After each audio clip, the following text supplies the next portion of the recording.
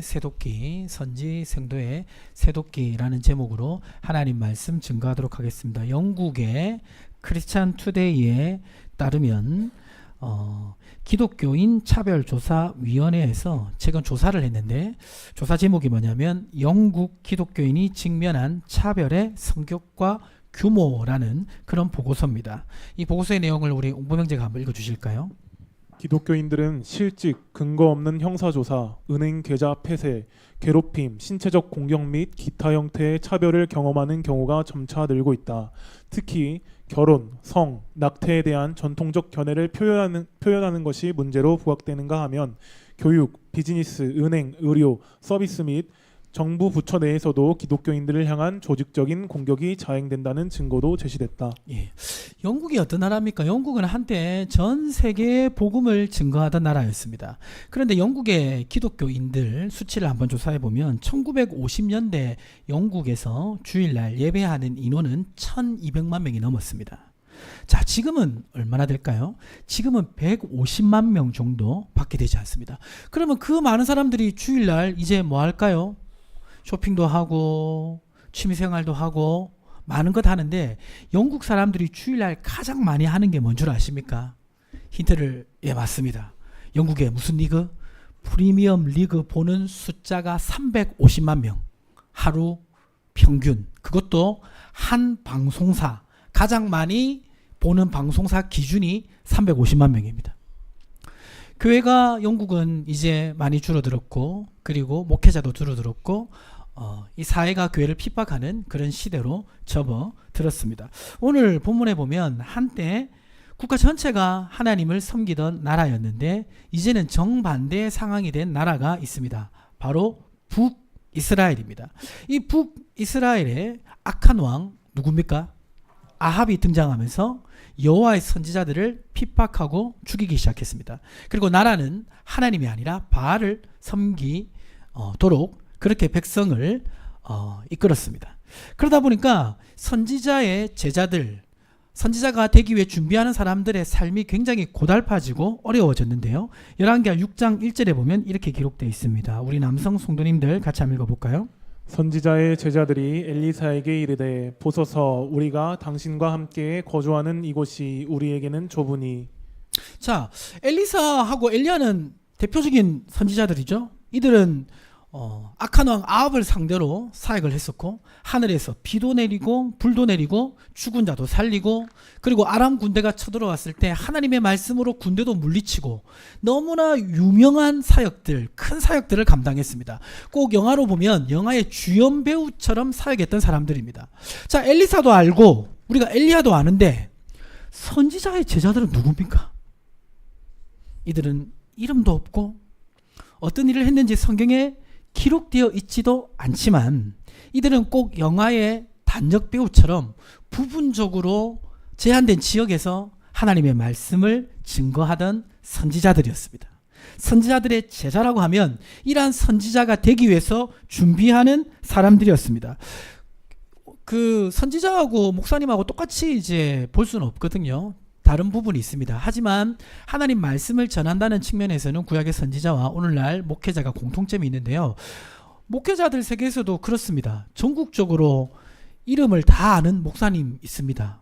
분당에 우리 다 아시는 이모 목사님도 계시고, 지금 은퇴했는데 감리교회 유모 목사님도 계시고, 한때 한국교회 성도님들이 주일날 예배 드리고 영적으로 배고프면 유튜브에서 한 번 더 말씀 듣고, 이런 일이 유행이었습니다. 혹시 여러분들도 집에 가서 듣고 계신가요? 자, 그런데 그런 유명한 목사님들만 있는 게 아니라 이름도 없이 빛도 없이 교회를 세우고 섬기는 많은 목사님들이 있습니다. 근데 여러분 그 이름들 알고 계십니까? 모르시죠? 지금 선지자의 제자들이 바로 이러한 위치에 있었던 사람들인 것입니다. 자, 그런데 열왕기상 18장 13절에 보면 이 시대가 참으로 쉽지 않은 시대였습니다. 이세벨이 누구의 부인이었습니까? 악한 왕 아합의 부인이었고, 바알을 섬기던 시돈 땅에서 시집온 여성입니다. 이 이세벨이 누구를 죽였죠? 여호와의 선지자들을 죽였습니다. 그러니까 이 시대는 여호와의 선지자로 살아가기가 너무나 힘들었습니다. 잘못하면 죽을 수도 있는 시대였습니다. 핍박만 있었던 것이 아니고 경제적으로도 굉장히 힘들었는데 열왕기하 4장 38절에서 40절에 보면 이때 상황을 설명하고 있습니다. 우리가 같이 한번 읽겠습니다. 엘리사가 다시 길갈에 이르니 그 땅에 흉년이 들었는데 선지자의 제자들이 엘리사의 앞에 앉은지라. 엘리사가 자기 사환에게 이르되 큰 솥을 걸고 제자들을 위하여 국을 끓이라 하매. 흉년이 들어가지고 함께 모이는 선지자 제자들이 먹기 위해서 국을 끓이려고 했는데 국에 넣을 것이 없어가지고 39절 40절에 보면 길을 가다가 이 들포도 덩쿨을 찾고 거기에서 들호박을 따가지고 국을 끓입니다. 근데 그 호박이 썩었는지 문제가 있어서 안에 독이 있었습니다. 이걸 보면서 알 수 있는 것은 이때 선지자들이 굉장히 궁핍하게 생활했다라는 것을 알 수가 있었습니다. 자, 선지자의 제자로 지금 살아가는 이 시대는 굉장히 위험한 시대였고 또 가난을 각오해야 되는 그런 궁핍한 시대였습니다. 당연히 이때 선지자의 제자들로 살아가려고 하는 사람들이 많았겠습니까? 적었겠습니까? 적었죠. 굉장히 국가적으로 줄어들었습니다. 국가적으로는 줄어들었지만 그런데 흥미로운 사실은 엘리사 주변에는 선지자의 제자들이 많이 있었습니다. 그래서 열왕기하 6장 1절과 2절을 다시 보시면 한 절씩 교독하겠습니다. 선지자의 제자들이 엘리사에게 이르되 보소서 우리가 당신과 함께 거주하는 이곳이 우리에게 좁으니 우리가 요단으로 가서 거기서 각각 한 제목을 가져다가 그곳에 우리가 거주할 초소를 세우사이다 하니 엘리사가 이르되 가라 하는지라. 전체적으로 국가적으로 선지자들이 줄었지만 엘리사 주변에는 앞으로 선지자가 되기 위해서 모여있는 선지 생도들, 예비 선지자들이 많이 있었습니다. 엘리사와 함께 훈련 받기 위해 있었던 것입니다. 그러다 보니까 장소가 좁았어요. 좁아서 요단으로 이사 가서 거기서 좀 더 넓은 집을 짓고 거기서 선지 생도들이 모여서 훈련 받기를 원했습니다. 그래서 요단으로 갔습니다. 엘리사 보고도 이 선지자의 제자들이 함께 가기를 요청했고 엘리사도 함께 그 요단으로 갔습니다. 가서 이제 집을 짓기 위해서 열왕기하 6장 3절과 4절 보시면 4절 보시면 드디어 그들과 함께 가니라. 무리가 요단에 이르러 나무를 베더니 요단에 이제 도착해서 더 좋은 집을 짓기 위해서 나무를 베기 시작했습니다. 그런데 나무를 벨 때 어떤 사건이 하나 일어났습니다. 열왕기하 6장 5절을 우리 청년들이 한번 읽어보겠습니다. 한 사람이 나무를 벨 때에 새도끼가 물에 떨어진지라. 이에 외쳐 이르되 아 내 주여 이는 빌려온 곳이니이다 하니. 새도끼로 이제 이 나무를 벌목하는데 나무 이 기둥을 벌목하겠죠. 이 집을 짓는 제목으로 써야 되니까.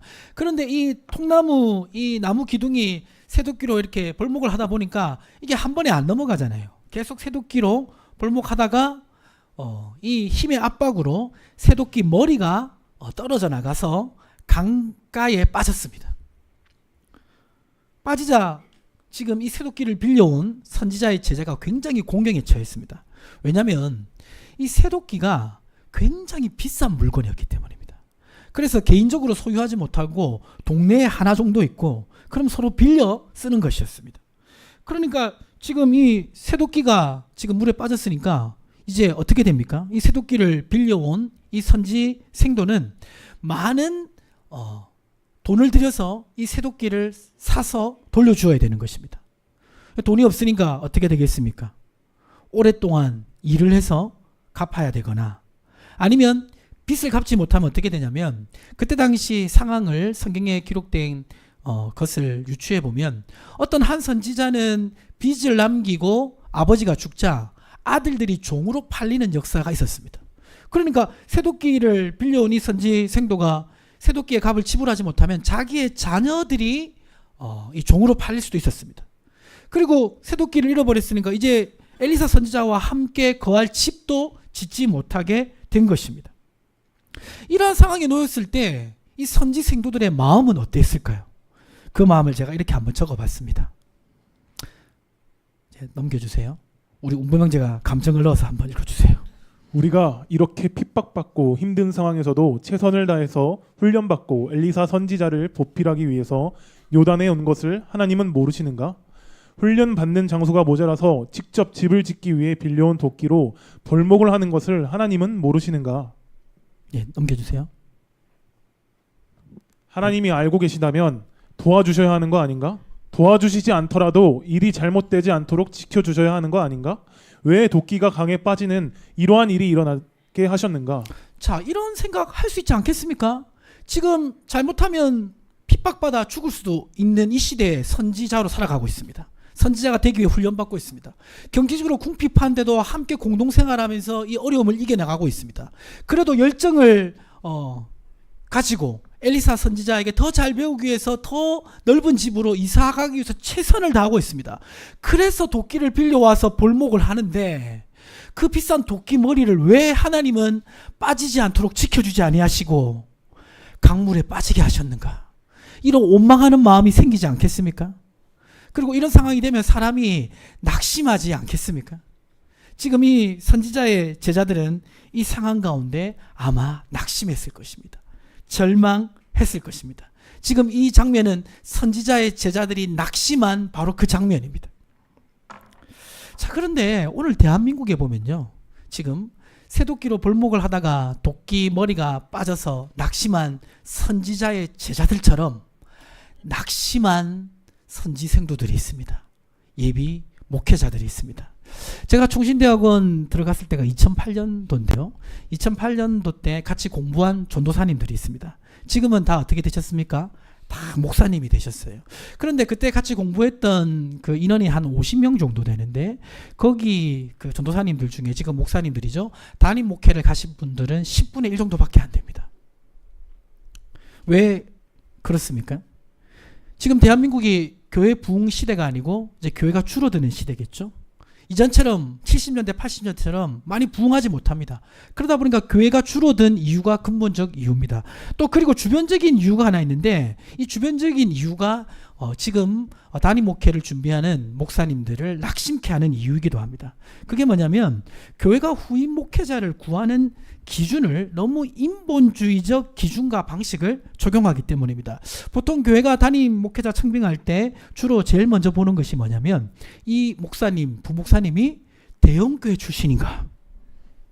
그리고 박사학위가 있는가? 그리고 어떤 유력한 기독교 지도자의 추천을 받는가? 이 세 가지를 가장 중요한 기준으로 봅니다. 그런데 이 기준 설정은 굉장히 문제가 있습니다. 이 기준만 가지고 보면요, 좋은 목회자를 구하기가 어렵습니다. 그러나 우리 샘물교회는 감사하게도 이런 외형적 기준을 다 제껴놓고 오직 목회 계획서와 설교를 일일이 다 듣고 목회자를 뽑았지 않습니까? 이 사례는요, 여러분 아실지 모르겠지만 한국교회 모범 사례가 될 것입니다. 이거를 우리 장로님이 잘 정리해 놓으면요, 나중에 우리 장로님 강의하러 많이 다니실 것입니다. 우리 김유진 집사님은 지금부터 장로님 퇴임을 위해서 기도하시길 바랍니다. 자, 그러다 보니까 이런 기준으로 이제 평가를 받다 보니까 지금 이제 우리 동료 목사님들이 낙심해 있어요. 그리고 좌절하고 있습니다. 그러다 보니까 이제 담임 목회로 가기 쉽지 않고, 그러다 보니까 이제 어떤 선택을 하냐면 개척을 하는 경우가 많은데, 그런데 옛날에는 이제 목사님들이 개척을 하면 모든 경제적 필요를 하나님께 맡기고 그렇게 개척을 했어요. 그런데 지금 시대가 변했습니다. 이제는 성도님들도 목사님들이 개척하면 아니 목사님들이 좀 일하면서 개척해야 되지 않는가, 이런 시각도 있습니다. 그러다 보니까 이제 목사님들이 개척을 해도 일을 하면서 교회를 개척해요. 그걸 이중직이라고 합니다. 그래서 이제 뭐 청소하시면서 그 개척하신 분도 있고, 또 자기 전공이 혹시 일할 수 있는 전공이 있으신 분들은 그 전공 일을 하면서 개척하시는 분들도 있습니다. 이것이 선교 전략적으로는 필요할 때도 있거든요. 근데 이것이 보편화되고 장기화되는 것은 한국 교회를 약화시키는 원인이 됩니다. 결코 바른 방향은 아닙니다. 자, 그러니까 지금 이렇게 담임 목회 가기도 어렵고 막상 가서는 정말 이중직을 해야 되는 어려운 상황이 되니까 우리 청년들이 이것을 알아채고 어떤 길로 접어들지 않습니까? 목회자의 길로 접어들지 않습니다. 제가 대학원 갈 때 입시 경쟁률이 4.5대 1이었습니다. 지금은 총신대학원 기준으로 보면 1.2대 1입니다. 그러면 정원 다 차고 좋겠네 이렇게 생각할 수 있는데, 총신대학원이 1.2대 1이면 여기 아세아 신학교부터 해가지고 주변의 신학교들은 미달입니다. 그러면 신학교는 문을 닫고, 그러면 목회자들이 줄어들겠죠? 그럼 어떻게 되냐면 지금 통계적으로 보면 앞으로 10년, 15년 후가 되면요. 역전현상이 일어나는데 10년, 15년 후가 되면 담임 목사님이 은퇴하려고 해도 담임 목회를 할 목사님들이 없어진다는 통계가 나옵니다. 그럼 어떻게 될까요? 교회가 합병하거나 문을 닫거나 아니면 은퇴하고 싶어도 은퇴를 못하는 그런 일이 벌어지게 될 거라고 지금 전망하고 있습니다. 결국 이러한 상황이 도래하게 되면 국가적으로 교회가 줄어들고 복음의 메시지가 적게 전파되고 영적 영향력이 약화됩니다. 자, 그러면 이 사회는 어떻게 될까요? 교회의 영적 영향력이 약해져서 교회가 사라지고 그로 인해 복음이 선포되지 않으면 어떤 일이 이 시대 가운데 일어날까요? 바로 영적인 어두움이 그 시대를 지배하게 된다는 것을 기억하셔야 됩니다. 그 시대의 도덕과 윤리성은 약해지고 사람들의 삶의 방향성을 잃게 됩니다. 미래 비전을 상실하게 됩니다. 이건 역사를 공부해보면 자명하게 나오는 사실입니다. 오늘 우리 조국의 위기를 얘기합니다. 정치의 위기, 경제의 위기, 맞습니다. 다 위기입니다. 그러나 더 크리스찬들에게 중요한 위기는 뭐냐면 교회의 위기라는 것을 기억하셔야 됩니다.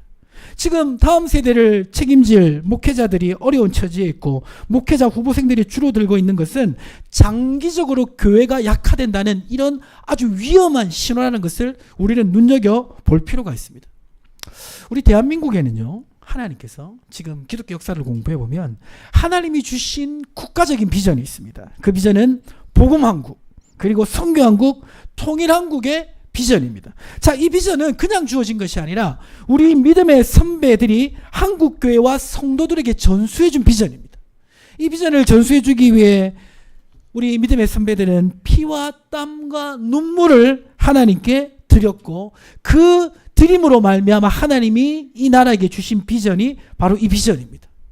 자, 근데 요새 보면요, 아무도 이 비전을 외치지 않습니다. 왜 그럴까요? 지금 생존의 문제에 이 어려움 가운데 갇혀 있다 보니까 더 이상 다음 세대 목회자들이 비전을 외치기보다는 낙심해 있는 것이 오늘날 현실입니다. 자, 그렇다면 지금 낙심해 있는 이 목회자들이 기억해야 될 것은 무엇입니까? 그리고 목회자는 아니지만 지금 이 선지 생도가 벌목하다가 새도끼가 빠진 것 같은 이런 낙심할 수밖에 없는 상황에 처해 있는 성도님들에게 계시다면 그 성도님들이 기억해야 될 것은 무엇입니까? 자, 첫 번째 우리 같이 한번 읽어보겠습니다. 믿음으로 하나님의 아들을 바라보아야 합니다. 옆에 계신 분에게 그렇게 외치겠습니다. 믿음으로 하나님의 아들을 바라보십시오. 지금 도끼머리가 빠져서 얼떨 줄 몰라 하는 선지자의 제자는 엘리사에게 이 안타까운 상황을 말합니다. 열왕기하 6장 5절에 보니까 한 사람이 나무를 벨 때 쇠도끼가 물에 떨어진지라 이에 외쳐 이르되 내 주여 이는 빌려온 것입니다. 어떻게 하면 좋습니까? 라고 그렇게 하소연합니다. 그때 엘리사가 이렇게 대답하는데 열왕기하 6장 6절과 7절을 우리 김우진 집사님 읽어주세요. 하나님의 사람이 이르되 어디 빠졌느냐 하매 그곳을 보이는지라 엘리사가 나뭇가지를 베어 물에 던져 새도끼를 떠오르게 하고 이르되 너는 그것을 집으라 하니 그 사람이 손을 내밀어 그것을 집으니라. 자, 지금 너무나 안타까운 상황, 너무나 공경에 처해 있는데 근데 중요한 사실이 있습니다. 이 공경에 처해 있는 이 장소에 누가 있습니까? 엘리사가 있습니다. 그 엘리사를 성경에서 뭐라고 하죠? 하나님의 사람이라고 얘기합니다.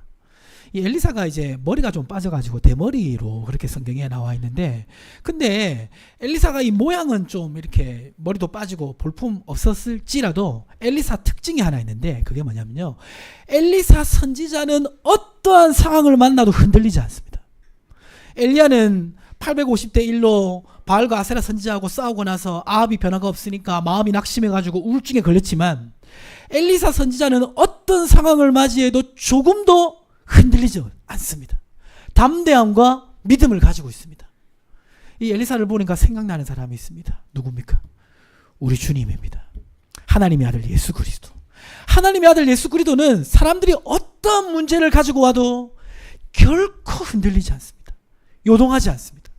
자, 지금 이 하나님의 사람은 지금 너무나 공경에 처해 있는 이 선지자의 제자의 이 문제를 해결할 수 있는 믿음이 있습니다. 어떻게 합니까? 엘리사는 당황하지 않고 나뭇가지를 베어서 그것을 새도끼가 빠진 곳에 던집니다. 그러자 떠오릅니다. 아니 엘리사가 어떤 특별한 부력의 법칙을 이용한 것일까? 어떻게 이 지금 새도끼가 떠오른 것일까요? 그 이유는 무엇입니까? 나뭇가지를 던져서 새도끼가 떠오른 이유는 엘리사가 어떤 특별한 방법을 사용했기 때문이 아니라 엘리사는 하나님이 주시는 믿음을 따라서 나뭇가지를 던졌고 누가 기적을 행한 것입니까? 하나님께서 기적을 행하신 것입니다. 여기서 중요한 것은 이런 기적을 행하는 하나님의 사람 엘리사가 누구와 함께 있다? 제자들과 함께 있다는 것입니다. 오늘 벌목하다가 도끼가 빠져 낙심한 선지자의 제자들처럼 어려운 목회 환경과 시대의 영적 어두움 가운데 낙심한 목회자들과 이와 비슷한 상황에 있는 성도들이 기억해야 될 것은 무엇입니까? 같이 한번 읽어볼까요?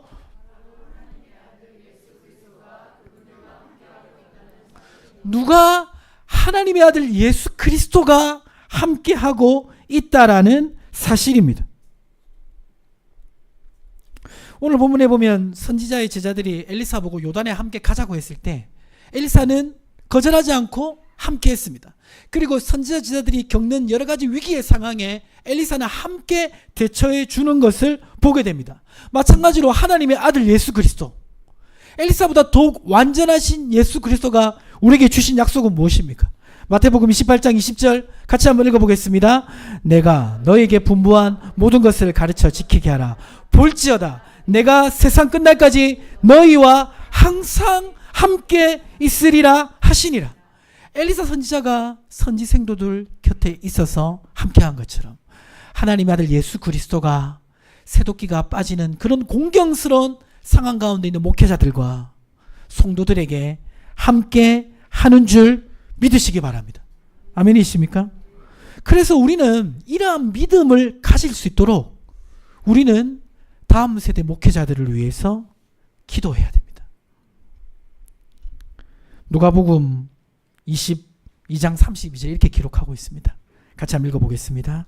그러나 내가 너를 위하여 내 믿음이 떨어지지 않기를 기도하였노니 너는 돌이킨 후에 내 형제를 굳게 하라. 지금 우리 대한민국의 이 영적인 이 판도 속에서 가장 중요한 기도 제목 중에 하나가 뭐냐면 저와 같이 앞으로 담임 목회를 할 예비 목사님들을 위한 기도입니다. 왜 그렇습니까? 그들의 어깨 위에 우리 조국교회 운명이 걸려 있습니다. 그분들의 사역 위에 우리 다음 세대 사역이 걸려 있습니다. 결국 국가의 운명이 걸려 있는 그런 대상인 것을 잊지 말아야 됩니다. 그분들 위해 기도해야 됩니다. 그분들 위해 격려해야 됩니다. 우리 교회는 우리 김찬희 목사님 뭐 건강하시고 이렇게 말씀 잘 전하시고 아무 문제가 없는데 이런 생각만 해서는 안 되는 것입니다. 여러분 주변에 알고 계신 목회자들이 있습니까? 특별히 저와 같이 젊은 목사님들, 담임 목회를 준비하시는 분들이 있습니까? 알고 있다면 그분들 위해 오늘부터 기도하시기를 주님 축복합니다. 그리고 위로하시고 격려하시길 바랍니다. 이분들이 너무 중요합니다. 그리고 하나님께서 저는 확신하는데 우리 청년들 중에, 우리 청소년들 중에, 우리 주일학교 학생들 중에 하나님 목회자로 부르시는 분들이 있습니다. 있을 것입니다. 그래서 목회자로 하나님 부르셔서 그 길로 믿음으로 나아가려고 하는데 부모님이 그 소식을 탁 듣고 탁 노려보면서 네가 무슨 목회자냐? 이렇게 하면 될까요? 안 될까요? 대답이 없으시네요. 그러면 안 됩니다. 물론 이제 할 게 없어서 목회자 하시면 안 돼요. 쉽지 않습니다, 여러분. 제가 확실하게 말씀드리는데 직장 생활보다 어렵습니다. 쉽지 않아요. 그러나 하나님 부르시는 사람이 있으면 그 길로 가야 될 줄 믿습니다. 그런데 아들이 아니라 우리 딸이 갑자기 어느 날 남자를 데려왔는데 신학교 전도사님이에요. 바로 헤어져라.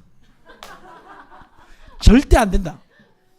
그럴 가능성은 일절도 없다라고 생각하시는 부모님 계십니까? 회개하시길 바랍니다. 하나님 부르시면요 위로하고 격려해야 됩니다. 우리 저번에 그 청소년부 우리 설교대회 했었잖아요. 하나님께서 우리 청소년들 중에 우리 자녀들 중에 부르시는 이들이 있을 거예요. 그들을 격려하고 위로하고 다음 세대 주역으로 세워야 될 줄 믿습니다. 그래서 우리 교회에서 이런 일꾼이 나오면요, 교회는 최대한 지원해서 하나님의 사람으로 설 수 있도록 저와 여러분이 함께 노력해야 되는 것입니다. 두 번째로 우리가 기억해야 될 것은 무엇입니까? 같이 한번 읽어보겠습니다. 하나님은 나뭇가지도 사용하신다는 사실입니다. 자, 오늘 본문에 보면 흥미로운 것이 있습니다. 열왕기하 6장 6절과 7절에 보면 지금 엘리사가 이 물에 빠진 새도끼를 떠오르게 하는데, 그냥 엘리사의 능력 정도면 죽은 자도 살리는데 새도끼 그냥 떠오르게 할 수 있잖아요. 근데 엘리사가 그냥 떠오르게 하는 것이 아니라 나뭇가지를 베어서 그것을 던져가지고 떠오르게 합니다. 왜 이런 과정을 거칠까? 이것을 한번 생각해 볼 필요가 있습니다. 지금 선지자의 제자가 원래 베려고 했던 건 나무 기둥이죠. 이 나무 기둥은 쉽게 베어지지 않습니다. 도끼로 여러 번 쳐도 잘 되지 않고 잘못하면 도끼 날이 날아갈 수도 있습니다. 이 선지자는 이 나무 기둥을 베려다가 실패했습니다. 자, 근데 이 나뭇가지는 어떻습니까? 쉽게 꺾을 수가 있죠. 지금 이 엘리사는 나뭇가지를 쉽게 꺾어서 이 새도끼가 떠오르게 했습니다. 자, 이 새도끼가 이 나뭇가지를 통해서 떠오르는 장면을 본 이 선지생도는 어떤 생각을 했을까요? 처음에는 엘리사 선지자를 통해서 이런 기적이 일어나서 너무 감사하다. 이제 내가 일을 안 해도 되고, 또 혹시나 우리 자녀들이 종으로 팔릴 일도 없고, 이제 이 도끼 가지고 나무 지어 가지고 엘리사 선지자와 함께 훈련받으면 되겠구나, 이렇게 감사했겠죠. 자, 근데 그것만 생각했을까요? 왜 엘리사 선지자는 나뭇가지를 꺾어가지고 던졌을까? 이런 생각하지 않았겠습니까? 그 생각하면 따라오는 생각이 있습니다. 뭐냐면, 하나님은 나뭇가지를 사용해서 충분히 도끼를 떠오르게 하실 수 있는 능력이 있는 분이라는 사실입니다. 지금 선지자들이 지금 당면하고 있는 이 문제는 외적으로는 아합과 이세벨 같이 국가 권력이 지금 선지자들을 핍박하는 것이고, 그리고 경제적으로는 정말 먹고 살기 힘든 상황에 있는 것이고, 그것만 있는 게 아니라 이 선지자 제자들의 내면적인 상황을 또 생각해 보면 이런 생각이 있을 수도 있습니다. 지금 이 선지자들이 싸워야 될 대상은 아합과 이세벨과 같은 권력을 가진 사람들이고, 또 대부분의 백성들도 지금 이 아합과 이세벨 같은 이 지금 지도자들 편에 서 있습니다. 그러다 보면 선지자의 제자들이 스스로 생각할 때, 나는 엘리사처럼 대단한 능력을 받은 것도 아닌데 엘리사 선지자 같은 이런 유력한 사람만 있으면 되지, 나는 그냥 있으나 없으나 상관없는 인생 아닌가? 내가 무슨 대단한 일을 할 것이라고 이렇게 고생하며 훈련받고 있는가? 나는 나무 기둥 하나 제대로 벨 수 없는 연약한 사람 아닌가? 이런 자괴감이 들 수 있지 않겠습니까? 그렇죠? 근데 지금 엘리사가 나뭇가지를 통해서 이 새도끼가 떠오르는 이 장면을 보면서 어떤 생각으로 바뀔 수 있었겠습니까? 자, 그걸 한번 적어봤는데요. 넘겨주시면 같이 한번 읽어보겠습니다. 나는 나무 기둥 하나 제대로 벨 수 없는 연약한 사람이지만 하나님은 나뭇가지로도 기적을 행하실 수 있는 분이다. 나뭇가지 같은 나도 사용하실 수 있다. 이런 생각할 수 있지 않겠습니까? 왜 나뭇가지를 통해서 이런 역사를 일으켰습니까? 이 사건은 선지생도들이 생각하고 묵상할수록 메시지를 주는 사건이었을 것입니다. 그 일제강점기 시절에 강원도에서 이제 힘들게 목회하시던 신석구 목사님이란 분이 있습니다. 이분이 이제 굉장히 한국 교회사에서 영향력을 많이 끼친 인물이셨는데, 근데 젊을 때 목회하실 때는 원래 개성에서 목회를 하셨는데, 그때 사역할 때는 성도들도 많고 또 교회가 크다 보니까 성도들에게 인정도 많이 받고 경제적으로 어려움도 없었습니다. 그런데 이제 그 교단 정책에 따라서 홍천읍 교회를 맡아서 사역하게 됐는데, 가니까 교회 한 10명 정도밖에 안 되고 반은 주일학교고, 주변에 이 주민들의 시선도 교회에 대해서 우호적이지도 않고, 그래서 열심히 사역을 했는데도 열매가 없는 거예요. 그리고 경제적으로 너무 어려운 것입니다. 그리고 이제 주변에 자기 친구 목사님들은 다 여기 뭐 평양이나 서울이나 이런 도시에서 목회도 잘하고 안정적인 생활을 누리는 것이 비교가 되었습니다. 그리고 자기가 강원도 지역에서 이렇게 사역을 하니까 무시도 많이 받았습니다. 그래서 하나님께 원망도 되고 낙심도 되고 그랬는데, 그런데 그곳에서 사역을 하면서 이 어려운 지역에서 자기 자신을 사용하시는 하나님의 은혜를 크게 누렸습니다. 그리고 깨닫고 나서 이분이 자기의 마음을 담아서 시를 한 편 썼는데, 그 시의 제목이 뭐냐면 질경이와 진달래라는 그런 시입니다. 질경이와 진달래. 우리가 진달래는 아는데 질경이는 잘 모르는데, 이 질경이가 뭐냐면요, 이제 길장구라고도 하는데, 길이나 들에서 흔히 자라며 사람이나 차가 다니는 길가에서도 끈질기게 살아남는 질긴 잡초라고 합니다. 국내에서는 쉽게 볼 수 있답니다.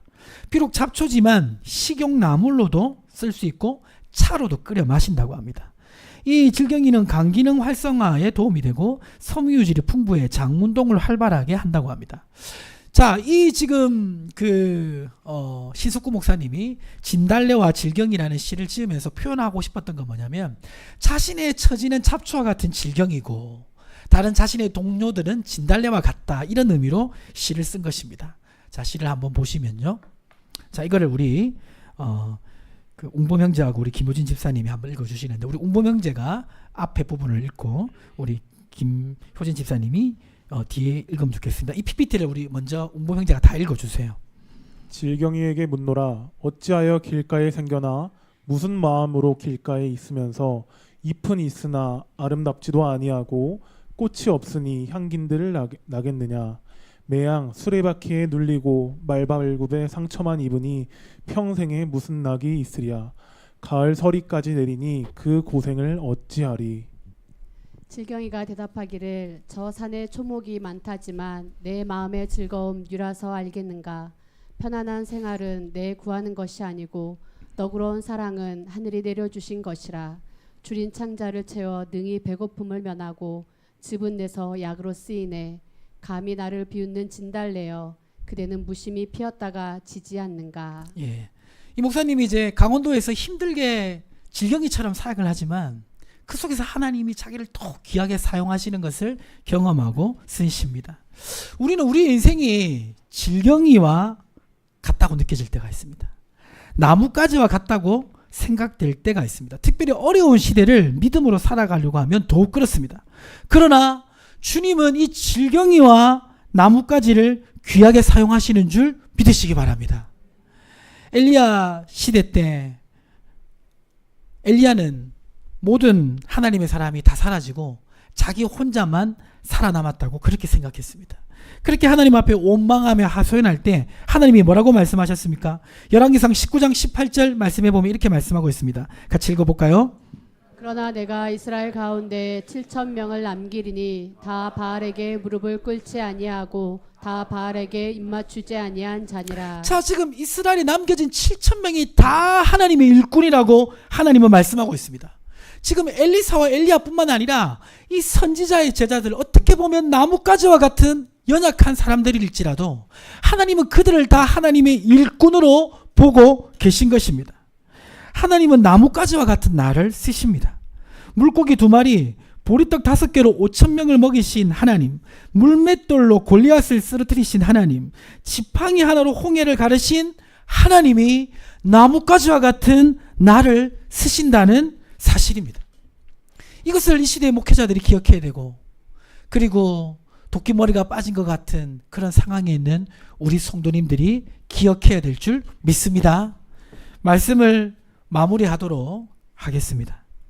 구약성경 에스겔서에 보면요, 하나님이 어느 날 에스겔을 데리고 마른 뼈를 보여주십니다. 에스겔 37장 1절과 2절입니다. 한 절씩 교독하겠습니다.